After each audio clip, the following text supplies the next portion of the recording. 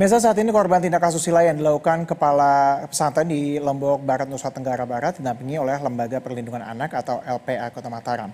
Untuk mengetahui kondisi para korban, kita sudah terhubung dengan Ketua LPA Kota Mataram, ada Joko Jumadi. Selamat sore Pak Joko. Pak Joko, kita tahu bahwa kasus ini sudah terjadi 1 bulan lalu. Lantas bisa disampaikan bagaimana kemudian kondisi secara psikis dan juga fisik? Apakah kemudian masih ada trauma yang dirasakan oleh para korban? Ya, terima kasih Mas. Jadi korban saat ini masih dalam proses pemulihan di Balai Sentra Paramita miliknya Kemensos habis ujian kemarin. Jadi mereka habis ujian dan kami kembalikan kembali ke Paramita. Alhamdulillah kondisinya sudah cukup lumayan. Memang ada beberapa yang satu orang itu sampai hari ini meminta untuk pindah sekolah dan kami sudah siapkan untuk pemindahan sekolahnya. Baik, ini totalnya ada berapa Pak jumlah korban yang mungkin mendapat pendampingan dari LPA ini? Yang mendapat pendampingan sekarang 4 orang. 4 orang? 4 orang pelajar SMA semua. Apakah para korban ini masih bersekolah di tempat yang sama atau kemudian sudah dipindahkan?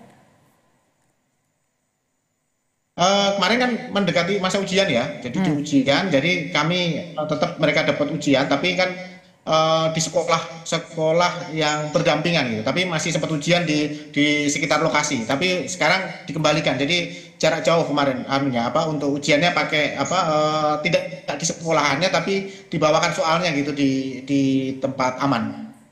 Baik, baik. Artinya bahwa semua korban ini dipastikan sudah mendapatkan pendidikannya, artinya pendidikannya tetap berlanjut meskipun kasus ini terus bergulir, Pak. Iya, pendidikannya tetap berlanjut dan ini kan sudah di akhir semester ya untuk kenaikan kelas. Nah, memang dari 4 ada 1 yang kemudian minta untuk dipindahkan. Baik, Pak, mungkin kita bisa agak sedikit meninjau dari kasus ini, Pak. Apakah kemudian ada ancamankah yang diberikan oleh pelaku begitu kepada para korbannya ini? Ya, selama kalau dari pengakuan para korban kan mereka ada yang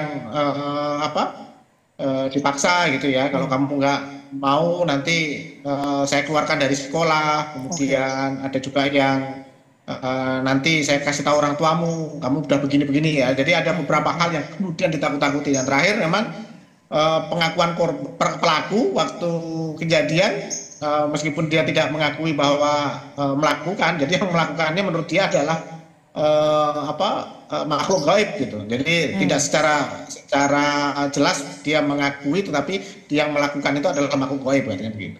Baik, ini perbuatannya sejak kapan Pak rentangnya Pak, dari mulai pengakuan para korban ini yang terakhir sampai yang terakhir, apakah secara bersama-sama atau berganti-ganti atau bagaimana sih Pak? Berganti-ganti. Jadi kejadiannya sudah sejak di 2022, ada yang di 2023. Salah satu korban yang terakhir itu kejadiannya pada saat bulan puasa. Itu disetubuhi pada saat bulan puasa. Baik, kalau untuk proses hukumnya sejauh ini bagaimana Pak?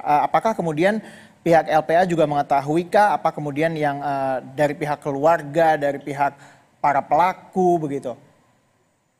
Iya, kalau dari proses hukumnya kan saat sekarang ini penyidikan sudah berlangsung ya, penetapan tersangka juga sudah dilaksanakan. Mudah-mudahan dengan ditangkapnya pelaku, proses penyidikan bisa berlangsung dengan cepat sehingga proses bisa dilanjutkan ke persidangan di pengadilan.